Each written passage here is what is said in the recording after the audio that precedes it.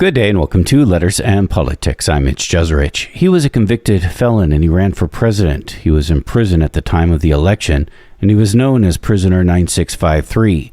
At his sentencing, he would be sentenced to 10 years in jail. He told the judge this, quote, "Your Honor, years ago I recognized my kingship with all living beings, and I made up my mind that I was not one bit better than the meanest on earth. I said then, and I say now, that while there is a lower class, I am in it, and while there is a criminal element, I am of it, and while there is a soul in prison, I am not free." Obviously, this is not Donald Trump, but Eugene Victor Debs, who ran for president as a socialist from an Atlanta prison in 1920, in which he received nearly 1 million votes, which was significant for its time, though not enough to sway the outcome. He was found guilty for violating the Espionage Act of 1917 for a speech against the Great War, today remembered as World War I. Today we are going to talk about presidential candidates who were convicted of a crime and what their candidacy says about their time. Our guest is a good friend of this program and longtime political journalist, John Nichols of The Nation magazine. John Nichols, a very good morning to you, sir. Very good morning to you, Mitch. There have been others who have also ran for president from the jail cell. I learned in preparing for our chat, Joseph Smith, the founder of the Church of Latter-day Saints, ran for president from a jail cell in 1844. Lyndon LaRouche ran for president from a prison cell in 1992. And of course, Leonard Peltier with the Peace and Freedom Party, at least in the state of California, was on the ballot for president in 2004. If I can add one more. Yeah. I think Eldridge Cleaver in 1968 was not jailed, but was on the, was in the eyes of the law. And I think there was some, I'd have to be careful about saying his precise status as regards the law. But I think he was being hunted at the time by law enforcement forces and was, I think, also a peace and freedom candidate. And so we've had many people over the years who have either been in trouble with the law, been fleeing the law, been incarcerated, who have sought public office, and I think to the credit of the United States, we actually allow it. Have we ever had one that might have been running for president to stay out of jail? Oh, that's a very good question.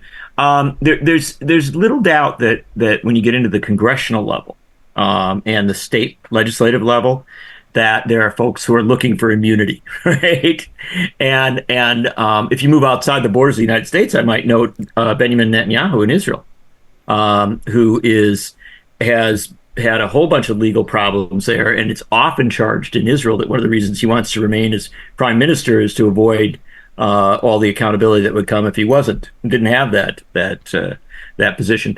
So in the U.S. and around the world, there have been instances of this, but there has never been an instance, I think, where somebody was a clearly viable candidate, somebody who you would say, well, this person could become president of the United States, who was seeking potentially to get the office to stay out of jail, right, or to pardon him or herself. I don't think we've quite gotten to that point until now. Just in all fairness, I don't send John questions ahead of time. I just ask him right on the spot, and whether he's prepared for it or not, which he normally seems to be able to handle quite adequately. But I did wonder, and perhaps he never got to the point of actually being a candidate for president. But could Huey Long have been in this situation? In Louisiana, we had a lot of legal troubles down in Louisiana. No question of that.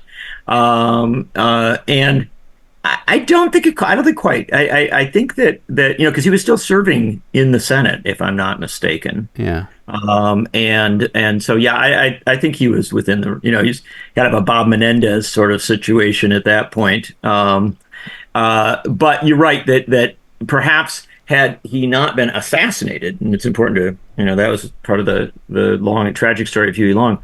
Had he not been assassinated, and some of the legal battles proceeded, it is within the realm that he might have come into that clash. And remember, if Long was relatively young, there was talk of him running in 1936. Had he not been assassinated, there's within the realm of possibility that, well, if he didn't run in 36, he might have been around for a later run. And it is again within the realm of possibility that he might have had legal troubles along that way. So we can imagine all these things.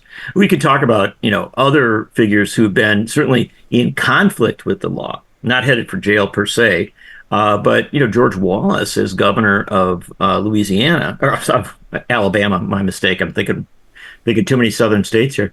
But George Wallace, as governor of Alabama, was in open and kind of constant conflict with federal law enforcement on civil rights issues. And he ran in the 1964 Democratic presidential primaries against Lyndon Johnson and actually got a very good vote. He got a lot of votes around the country. All right, let me rein myself in because we asked you to talk about Eugene. we could go down this rabbit hole. We really could, because we've asked you to talk about Eugene Victor Debs and Donald Trump. But I guess one thing of all the names that we have mentioned so far, and there are obvious differences that we're going to get into between Trump and Debs, but maybe one thing that sort of is similar amongst all the names we've gone through so far is they were running for president, oftentimes in some kind of a chaotic time. And this is certainly true for Eugene Victor Debs, as well as it is now for Donald Trump. Yeah, the parallels are almost jaw-dropping when you think about it. If you look at the 1920 election, right? This was the election immediately after World War I. And so it was an election coming after an unpopular war. War that was popular with some folks, but very unpopular with others. A war that caused a lot of dissent and conflict. And obviously, we are not in a war in Israel and Palestine per se, but we have an international conflict that the United States is very much involved with that is very unpopular, right? So you have that sort of foreign policy conflict that is causing demonstrations in the streets and protest and lots of debate, as World War I did. And its aftermath. Then you also had a pandemic in 1918, 1919 that was a really, really serious pandemic, killed immense numbers of people, and we had a pandemic. There was an economic turbulence and downturn associated with the pandemic at a certain point. Then we came out of it pretty quickly. Similar pattern here. And amazingly enough, at that time, there were people running around who were really mad at immigrants. And trying to make immigrants into a big political issue, as we have today. So yeah, you can imagine it. And then one other thing that's kind of interesting was that the 1920 race did not have an incumbent president. Woodrow Wilson was standing down, but you had a kind of a sense that the two major candidates running that time, James Cox and Warren Harding, were kind of boring people that most Americans weren't very excited by, and I dare say, without casting too much judgment, that there are an awful lot of Americans who are rather dissatisfied with the current presidential choice between Trump and Biden. And so, yeah, you can find a lot of parallels. What's important to know about Eugene Victor Debs? I mean, I think there's probably a lot to know. Yeah. Eugene Victor Debs is an amazing figure in the American story. He was definitely born and raised not in poverty, but in real working class circumstances. Came up in Indiana and took a real working class route. He became involved with railroads and railroad unions. At that time, railroads were that was the way we moved in this country. And it was the internet of the day. What? It was the internet of the day. I mean, just the parallels. It was everything. Yeah, you're right. Railroad communications was huge. Yeah. That's totally right. And people were making their fortunes with railroads. Right? It was before, the kind of classic modern image of fossil fuels. The railroad was the vehicle by which, people moved. And if you owned the railroads or owned a railroad, you made a lot of money. There was an immense amount of exploitation of the workers on railroads. And so Debs, as a young man, bright young guy, became very, very involved with the Railroad Workers Union. And he was a fascinating figure because he was deeply rooted in his Christianity, deeply rooted in his understanding of a working class struggle. And he blended these things in a whole bunch of ways. He knew his history well, too. So he quickly became a leader of the Railroad Workers Union, one of the Railroad Workers Unions, and at a critical point took them out on strike. That strike was a huge national phenomenon at a time when the United States had its media mostly newspapers then, and its political class were pretty much very anti-strike, like much more so even now than a lot of Nikki Haley's or people like that. And so it was a very controversial strike, and for a variety of reasons, Debs ended up in jail. And when he was in jail, as a popular figure within the working class, and this is a time of populism and lots of rising movements there, he was visited by a guy named Victor Berger, who was a European immigrant who had come to the U.S. and was very steeped in socialism and Marxism. And at the jail in Woodstock, Illinois, Debs left him a pile of books by Marx and other people. Berger left a pile of books for Debs by Marx and other folks. Debs sat in his jail cell, like many people educated in jail. He read all the books, and he got a much deeper understanding. He'd already been, I think, moving toward socialism, but he really committed at that point. And then it began to become essentially what was the most well-known and effective popularizer of socialism in the United States, along with a number of other folks. This was a time of great socialist ferment around 1900. And he became the kind of constant Socialist Party candidate for president, running as a Social Democrats in 1900, then Socialist in 1904, 1908, 1912, again in 1920. And he became kind of a major popular figure, again, because of this ability to blend kind of a Christian fervency, like a very moral voice, with a radical critique of our economy. And people kind of, people who were his followers loved him. I mean, he had a very strong level of support. In 1912, he running as the Socialist Party candidate for president actually beat the Republican candidate in several states. I mean, there were 4 candidates that year: Wilson, Teddy Roosevelt, Taft, Debs, the major candidates, and Debs actually beat Taft, the sitting president, in a couple of states. So I mean, it's pretty. He was moving, things were happening, socialists are getting elected to Congress, mayor, stuff like that. Long story short, World War I comes, and this is the great wedge kind of in American progress at that point, as wars often are. We think of the Vietnam War similarly. The progressive movement had been very much on the rise, making a lot of social reforms. Labor movement had been on the rise. World War I comes, and Debs and many socialists and many people on the left, and also many anarchist people like Emma Goldman, oppose the war. There's a huge crackdown on opposition to the war, even though there is a lot of opposition out there. This crackdown is very intense. The Wilson administration, the Democratic administration, is incredibly visceral in its crackdown, and they're kind of hunting for people to jail. Right, that's the bottom line. They're just looking for ways to get you. Amazingly enough, A. Philip Randolph, who would go on to lead the Brotherhood of Sleeping Car Porters and eventually call the March on Washington in 1963, was a young socialist editor at that time. He was tried for things that he said and wrote. So everybody was getting, pulled in and tried. Debs goes to Canton, Ohio, gives a speech that is a clear anti-war speech. Is a good evidence that he was misquoted by FBI folks and or not FBI at that time, but by investigators at that time. But they charged him with essentially telling people to refuse the draft, right? To not go serve, in this war, or not support this war in the broader sense. And he was tried. It was a big deal trial, a lot of attention to it.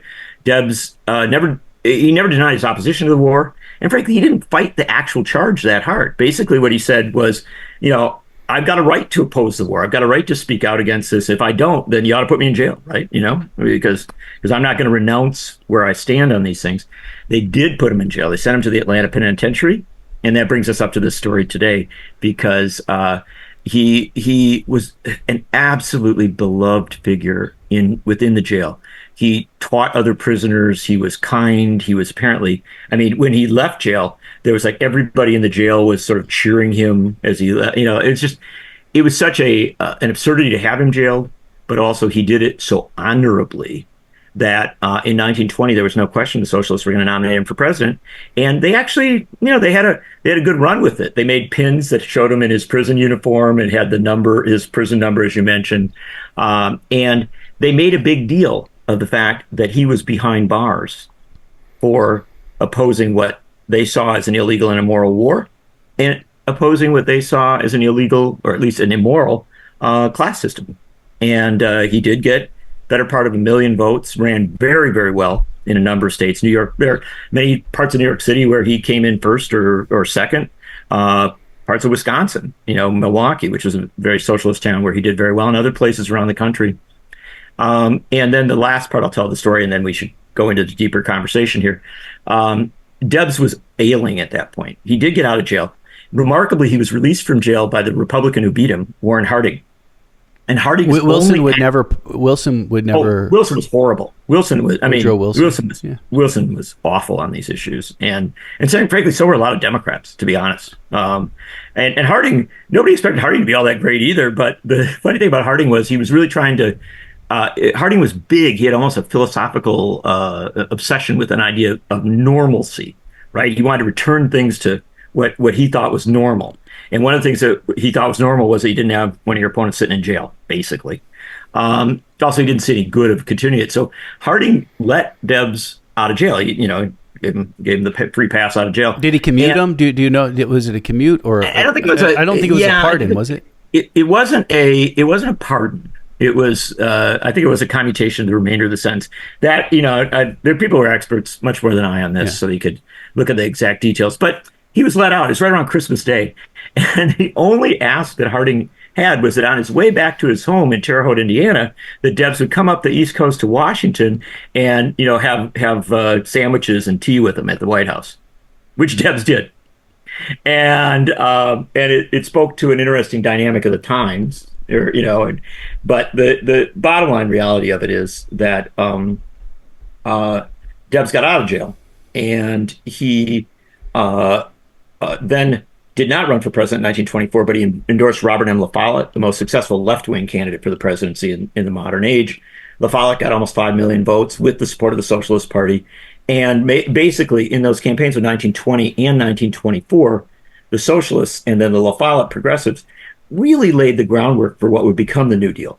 When the Depression hit, you'd already had a politics that had been kind of laid out in this country that talked about Social Security, that talked about farm programs and protecting workers and strengthening unions and taking on monopolies. And so Debs becomes, for a variety of reasons, a very significant historical figure, not merely as a guy who was in jail and ran for president, but frankly as a guy who scoped out, at least in many senses, a vision for a lot of what would come to pass or come to occur in the governance of the United States in the decades that followed.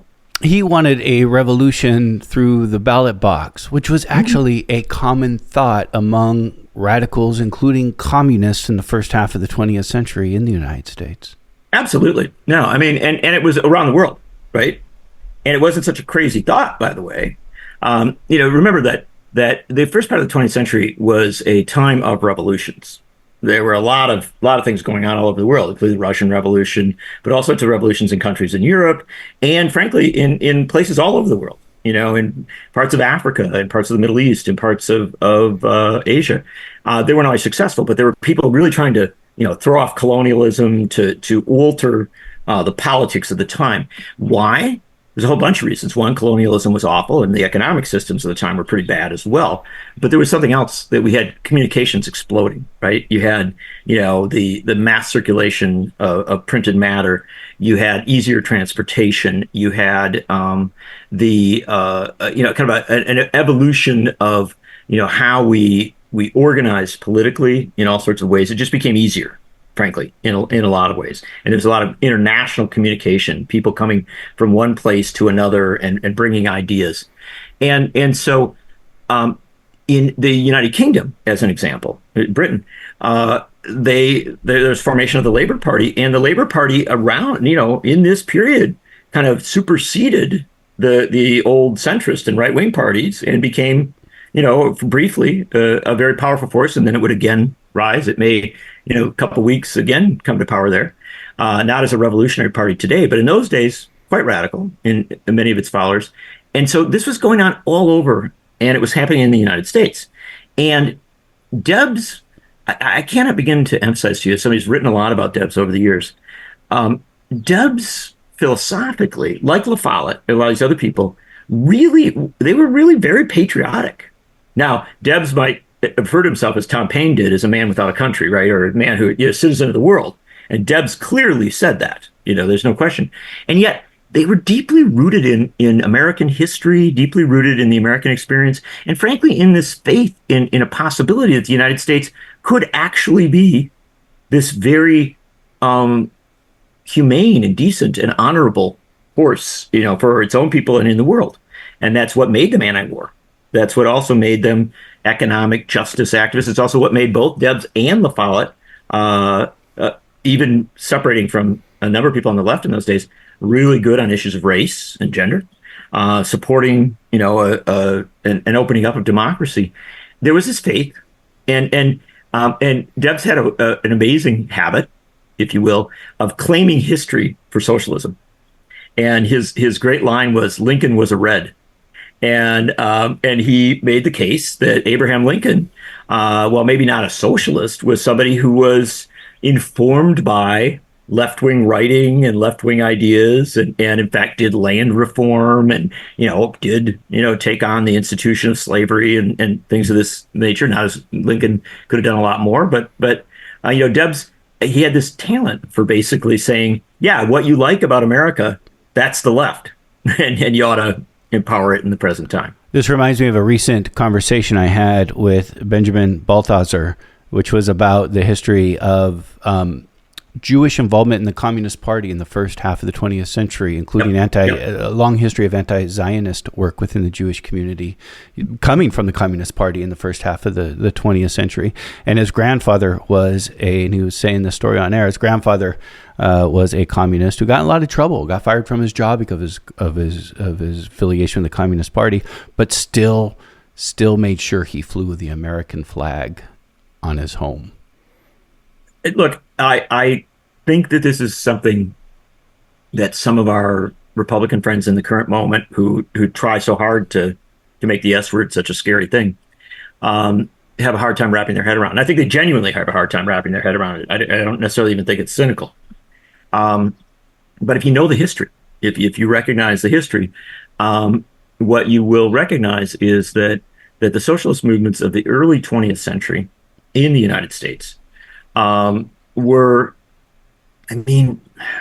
they had picnics and bands, and this was community, and they came to power in many places around this country. Debs' associates, people like Dan Hone in Milwaukee, mayor of Milwaukee for 16, let me make sure I get this right, 24 years, mayor of Milwaukee for 24 years. And by the way, the city where Republicans are going to hold their national convention and decry socialism. But Dan Hone, mayor of Milwaukee for the better part of a quarter century, he was universally recognized as one of the best, most efficient managers, and in fact, got national awards and honors for his fiscal responsibility as a socialist, right? And he, interestingly enough, one of the reasons Hone was so successful, and Debs kind of bought into some of these theories as well, was Hone didn't believe in borrowing money. He thought you had to tax, get the money, and then use that to spend it. Why? Because he didn't want to be, in the service of big banks. And so as a result, Milwaukee ended up with, better balanced budgets and more efficiency than most major cities, even during the Depression. And they also did immense amounts of public health, et cetera, blah, blah, blah. So when we begin to understand figures like Debs, and when we begin to understand those who are around him, the radicals of his time and in its immediate aftermath, what we do see is people who believed in many of those city on the hill concepts, that idea of perfecting the American experiment. But their belief in the perfection of it was that you had to couple it with economic justice. And if you listen to people like A. Philip Randolph and others, racial justice. And so they were ahead of the curve, I would argue, in many senses. This is Letters on Politics. We were in conversation with John Nichols of The Nation magazine about presidential candidates who ran after being convicted, or who even ran from jail, as Eugene Victor Debs did in 1920, in which he received over 900,000 votes for president, which was significant for its day. Again, didn't cost anyone the election, but it was significant, especially running from a jail cell. It's interesting, John, you mentioned earlier, Eugene Debs is a labor organizer. Mm-hmm. And then he goes to jail for that. And it's in jail where he becomes radicalized by the books that Victor Berger brings him. Victor Berger is a name you and I have talked about on this show before. You've written a great amount about him. And so I guess it's after that he becomes this perennial presidential candidate. In some ways, I've thought this before, Eugene Victor Debs reminds me of today, kind of Ralph Nader. I mean, Ralph Nader was a consumer advocate, right? But maybe the greatest consumer advocate we've ever known in this country, who later would become, as Eugene Victor Debs did, became a perennial presidential candidate. Yeah, somewhat perennial. I mean, at a certain point, Nader stopped with fewer runs than Debs. Debs did 5 runs, and frankly, if he had had better health and lived longer, he might have done a few more. He believed in building the party by running for office. He didn't mind losing because he felt there was still some good that came of traveling across the country and campaigning. In fact, his great campaign in 1908, they actually rented a train and they called it the Red Special. And it went across the United States. They had a band on board, and they traveled town by town across the United States. They stopped at historical sites and did all this. And so he enjoyed this politics. He enjoyed, going out and talking to people and building this movement. And I think that makes him, maybe, I'm not sure how Nader felt about, actually being a presidential candidate. I think sometimes he relished it. I think sometimes he wasn't so as comfortable with the actual dynamic. But I would give you another example of somebody who only ran twice, but probably if he was younger might run again. And that's Bernie Sanders. And Bernie Sanders, great, huge fan of Eugene Victor Debs. In fact, once did a short documentary on Debs when he was a young man. And still, when you talk to Bernie Sanders about Eugene Debs, he lights up. This is somebody who, for him, is a real reference point.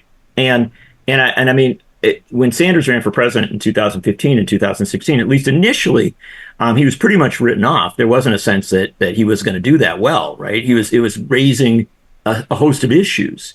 Now, Sanders became a very successful candidate and it didn't win, but did very, very well. But it was still this core concept of an issue-driven politics. You entered electoral politics with the purpose of ideally winning, right? But if you didn't win, at least putting a whole bunch of issues into play, which other people would eventually steal, right? And so if we look at Sanders' influence on the Democratic Party, where you see many of the issues that he talked about in 2016 and 2020 now being incorporated into a lot of what the Democratic Party talks about. In my opinion, not enough, but a lot of it. That's an example of this.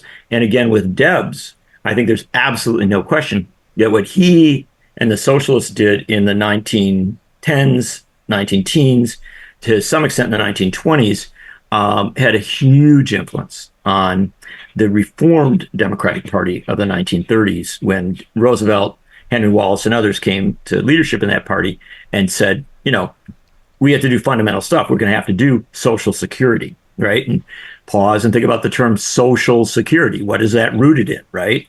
And talk about doing, big programs to strengthen labor unions. Where was that rooted in? That was similarly rooted in a lot of the politics of Debs and others. Talk about taking on big corporations, monopolies, having government actually deliver at least some services. And so they had, Debs had a profound influence, I think, on not just the politics, but the governance of the country. And I do think there are other figures in more recent years who have done the same. In fact, dare I say, and many of my Republican friends won't like this comparison. I would suggest Ronald Reagan on the right. When Ronald Reagan started out as an actor moving into politics, his passion was the ideas, right? He wanted to move the Republican Party to the right. Now, Reagan proved to be quite successful as a governor of California. But remember, Reagan and his circle kind of made a play for the Republican nomination as early as 1968. They got pushed aside by Nixon. They tried again in 76, got beaten by Gerald Ford, came back in 80 and won, and the rest is history.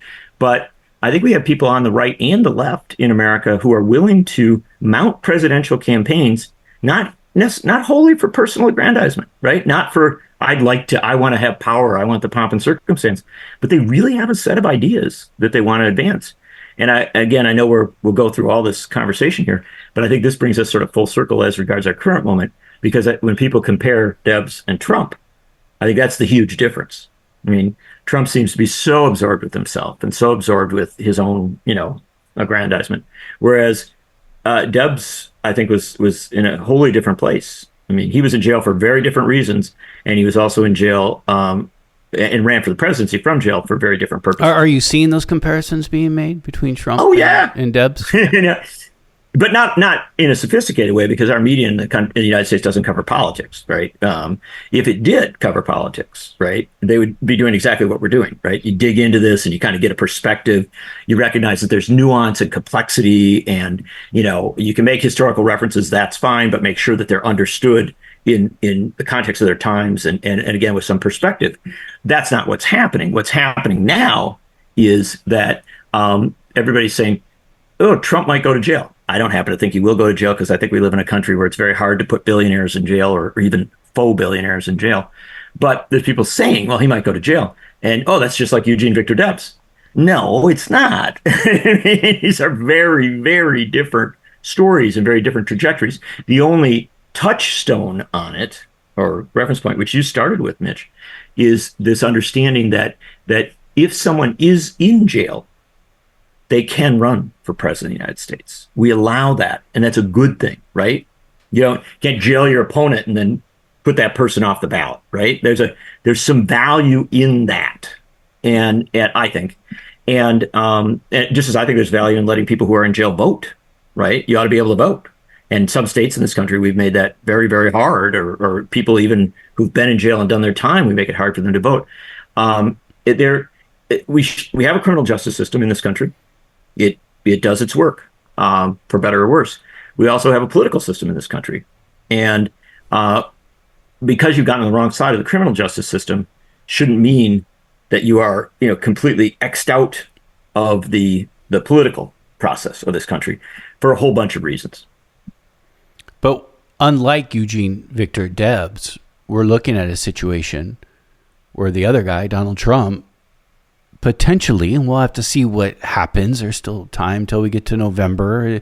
On one hand, it's hard to believe he could actually win the presidency after all of this, but truthfully, he surprised me for the last 8 years. 8 years. So, I guess one big difference here is Trump potentially could win the presidency. Yeah. I mean, look, Trump is Look, he's a disruptor. I know that's a terrible, like, Silicon Valley term or something like that. But the fact is that Donald Trump came onto the political scene in 2015 as somebody who'd been wanting to run for president for a long time. Remember, Trump hinted at running as a Reform Party candidate before and stuff like this. So he wanted to run for president for a long time. And in 2015, he decided he's going to make his play, right? He had set himself up by doing all sorts of, horrible stuff as regards Obama, right? The birther stuff and all that. And he'd gotten himself a little bit of traction on the right and maybe even within the Republican Party. So he runs for president. And the thing to understand about Donald Trump is his first run, he ran against the Republican Party. He absolutely got on stage with everybody else as a prominent figure in the Republican Party. He said, all these people are horrible. They let you down. Don't trust him. And the things he said about, Ted Cruz and Jeb Bush and Marco Rubio is now the stuff of history, right? It was shredding them, shredding his opponents. And he basically shredded the leadership of the party and made the party a reflection of him, very close to a cult of personality. Took time, but that's it where it's ended up. And then in 2016, he went after Hillary Clinton brutally in many ways, lock her up, the crowds chanted. And he achieved the presidency, not winning the popular vote, but winning the Electoral College. And I guess that's the thing to understand about Donald Trump. If you apply to him the same rules that you do a traditional politician, you will always be wrong, right? You'll always misread it, because what Donald Trump does, I think, as a political figure, is look at the rules, look at the structure, and say, okay, that's a barrier to me. I'm going to try and see if I can upend that. I can kind of change how things are done. And so the question of whether Trump could run for the presidency from jail, we know that legally he can, right? But then you go to the deeper question, which you have raised, Mitch, which is, could he possibly win? I think it's unlikely, as I've thought all along, but it's certainly not unreasonable.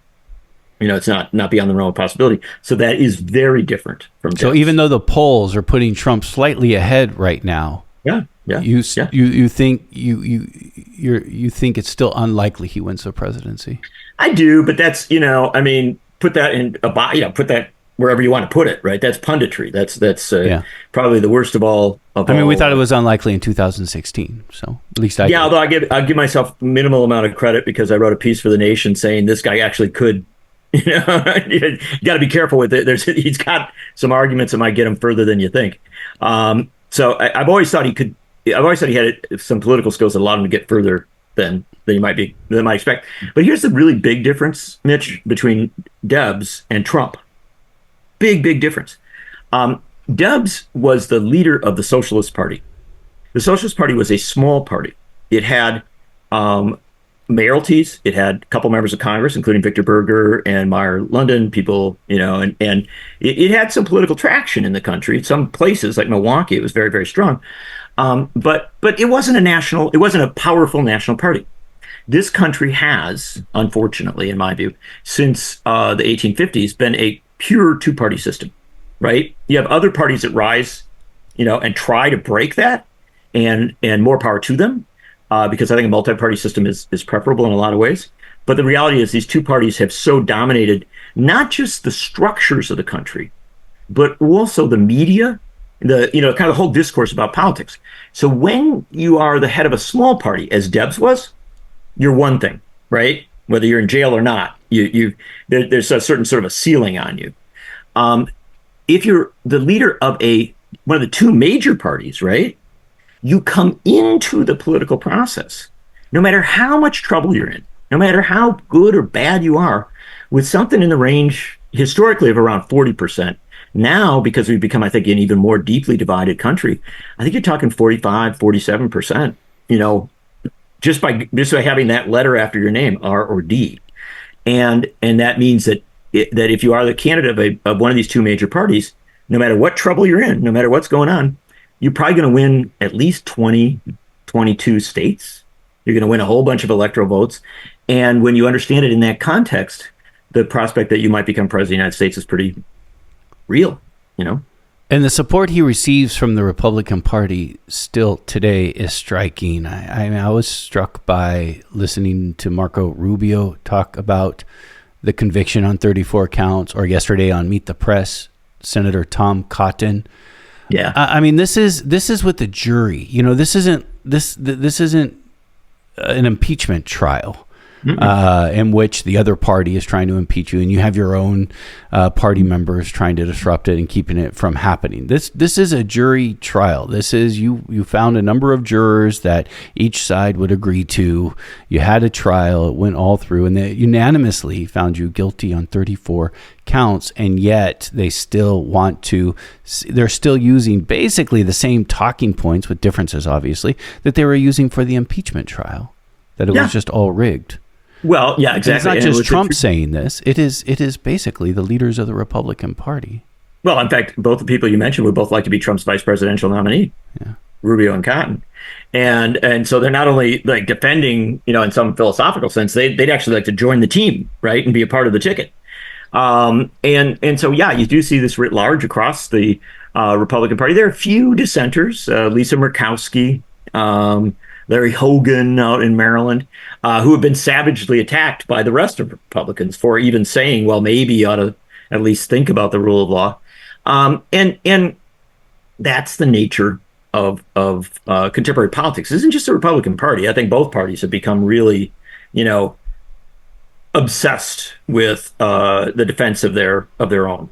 And the tragedy in this case is that I think that Trump's convictions by a jury that was chosen with the oversight of Trump's own lawyers as well as the prosecutor's lawyers, it's a conviction in a trial brought by an elected local prosecutor, right? There's a lot of things about this that historically in this country I think you would have had more respect across both parties, right? And there would have been, it would have been different in the past, and so. We have changed a lot as a country. And one of the things that's healthy for us as a country is to pause when we've changed a lot and ask ourselves some fundamental questions. Is this where we want to be, right? Do we want to, kind of be in this kind of cycle of retribution, and where impeachment is pretty much off the table because whoever's in office, the other side's going to try and impeach, no matter how right or wrong or whatever. Where criminal trials, even when they have mounds of evidence, are dismissed as being rigged or unfair, and it is a politics, a contemporary politics that is a really tough politics. It's one that I think causes a lot of Americans to be overwhelmed and frankly disgusted. And again, that brings us back to that Debs run in 1920. In 1920, right, in a very turbulent time, when Debs ran for the presidency, people weren't thinking, I don't think most people, maybe some very passionate adherents, weren't thinking that he was going to become president of the United States. But in an odd sense, Debs's campaign for the presidency in 1920 was a hopeful candidacy, right? This was a guy who was jailed not for business crimes or for trying to overturn an election or something like that. He was jailed because he had expressed an opinion, a point of view. He had said he was opposed to a war, a horrific war. Do you think his runs, his numerous runs for presidency, including for the one in 1920, or likely for? I mean, I guess he was jailed in 1918. But right. Do you think his runs for president were part of the motivation to go after him? Sure. Oh no, he's a prominent figure. I don't think there's much doubt of that. But what I will emphasize is it wasn't just him, right? That the Palmer raids and the first Red Scare of 1918, 1920, run by a Democratic president against the left and against anarchists, socialists, nascent communists, a lot of immigrants, a lot of people of color. I mean, it was much broader than just Debs. It wasn't that they just went after Debs. Debs got arrested and convicted because he was part of something much bigger, which was a movement that critiqued a war and that critiqued an economy. And those who had waged the war and those who controlled the economy absolutely didn't want that critique in the debate. I do think that's different than what we're talking about today. Many of the Trump folks will tell you it's the same, right? That Trump is being prosecuted because of ideas he's put forward or because of what he's done or because of who he is. And in our discourse, you have a right to make, whatever claim you want. But I think the comparisons between Debs and Trump are absurd. It is an interesting question, though. Would we have all these prosecutions against Donald Trump if he just left quietly after the last election? Well, Trump was always in trouble with the law. When he was a businessman, he was always having legal fights and lawsuits and bankruptcies and things like this. But I don't know. I mean, but the guy, the New York district attorney, campaigned, ongoing after Donald Trump. Yep. And I think that certainly that gave a lot of ammunition to critics of the New York district attorney, right? I mean, it's obviously Jim Jordan and others have criticized him for that. And again, that is a part of our discourse. It's understandable. But one of the things is, it's where the conversation, and Mitch, I know we're almost done with the hours, right? So then we open up a much more complex thing of prosecution of those who do wrong is a very complex thing in this country because it happens a lot, whether you did right or wrong. If you're poor, if you're working class, if you are, a dissident, right? That happens a lot. Prosecution of the wealthy and the powerful and the connected, much less common. And so what you've got with Debs is an example of a prosecution of a working class dissenter. With Trump, you have a prosecution of a former president who's very, very wealthy. And we still have the rule of law. You got to be fair to all sides, poor and rich, connected, disconnected.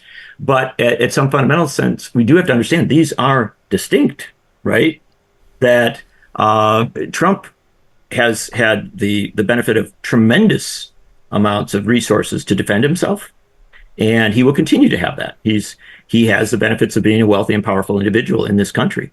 Debs did not have that, and so Debs did go to jail, and he ran for the presidency from jail. I doubt very much that Donald Trump will end up running for the presidency from jail. I think I don't know if it would have been different, but I do think it's fair to wonder at least that we have a history of not going after a president after they leave office. Yes. That if Donald Trump just left after the 2020 election. Oh, I think it might have been different. You think so? Yeah.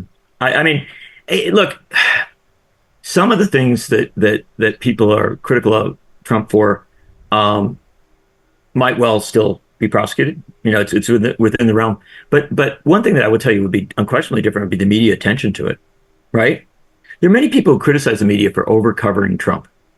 I'm cautious about that because the fact of the matter is, this is a guy running for president of the United States who's in a lot of trouble, right? Or has got these scandals, controversies surrounding him. I don't think you can overcover that. That is a real story, right? And that's a part of our discourse, of our understanding, of where we are, or maybe where we may want to be as a country. So I don't necessarily agree with how our media covers Trump or covers politics. I think our media has a very vapid approach to covering politics, and I've written many books about it, and I'm kind of quite a critic of it. But the fact of the matter is that we're having this discussion now, you and I, because Trump is running for the presidency, and now we're looking for this comparison for 100 years ago, or a little over 100 years ago, with somebody else who ran for the presidency in legal troubles. And I think that's great, right? It's good to, kind of dig into our history and dig into this. But I do think it's important to understand that there are a lot of differences and a lot of distinctions there, right? The one thing that is the constant is that when you are in politics and you're running for office, you ideally get covered, and it becomes a big subject. And then this is the thing about media and democracy, Mitch, that coverage ideally does allow people to make their own choices, right? At some fundamental level. If you thought 100 years ago that Eugene Victor Debs was treated unfairly and he was a good man fighting a good fight, you voted for him. Similarly today, if you think Trump is being treated unfairly, you may end up voting for him. But I do think it's beyond that core dynamic. There are real distinctions between these stories. Finally, we're down to our final couple of minutes, but I can't help but think about if Donald Trump and if the majority of the leadership of the Republican Party, which is one of two parties that govern this country, if they, and maybe insincerely, but I'm thinking if they sincerely believe that Democrats are weaponizing federal power and going after Donald Trump and Donald Trump supporters and Republicans, and that this is utter lawlessness that is happening, what does that mean then if they get to power? Well, Donald Trump himself has suggested, I am your retribution, I believe, and I hope I'm not misquoting him. And so he's been rather clear that if he becomes president of the United States, he definitely wants to change the federal government in fundamental ways. He is not the author of Project 2025, this vision for restructuring how the federal government operates, but he is certainly sympathetic to it and has allies who are engaged with it. And this is an idea of making the federal government much more a reflection of the president of the United States, right? And of the president's moods, of the president's anger, of the president's disdain for those he or she may think have treated them poorly. And so at some fundamental level, what we have to understand is that in our politics, the danger is a government that is in the service of one individual or one party or one politics. It's one of the reasons why we fought so hard more than a century ago for the civil service, right? To have elements of the government that were separate from the individual who was at the top of in the top office. It's why we elect so many offices in this country. Why we elect state attorneys general and district attorneys and counties around this country. One of the reasons we do that is that we do want to have separated power. We don't want to have power concentrated in the hands of an individual or of a few. And so, I think we are in a dangerous period right now, because you do have that notion of a push and pull and retribution. And I don't know if you can hear the rain in the background. It certainly got darker on your screen. Yeah, and there's a storm happening outside my window, so that to make it for what it's will. I do not happen to believe that is a metaphor for our moment. I just think it's Wisconsin in the summer. But what I will tell you is that these are very, very turbulent times. And the healthiest thing we can do in these times, Mitch, and maybe it's not you and I, because maybe we're very imperfect, but the healthiest thing we can do in these times is to have long, deep discussions about history, perspective, and what we want to be as a country. That's a big deal, and it's a healthy thing. And I think we need much, much more of it, because my sense in traveling across this country, and I've been all over the country a lot in recent months. Down to our final one place 10 I don't seconds. go is Washington. Very Final often, 10 seconds. What? Final 10 seconds. I'll say that I've been around this country a lot, and I think there's an awful lot of people that are really unhappy and really frustrated. And if you're unhappy and frustrated with your politics, maybe it is time, in fact, to look at real big reforms. John Nichols, thank you. Thank you. Yeah, Pleasure to be with you, Mitch. You could read John Nichols' writings at thenation.com. That does it for Letters and Politics. The show is produced by Deanna Martinez. Kristen Thomas is the engineer. I'm Mitch Jeserich, and I thank you for listening.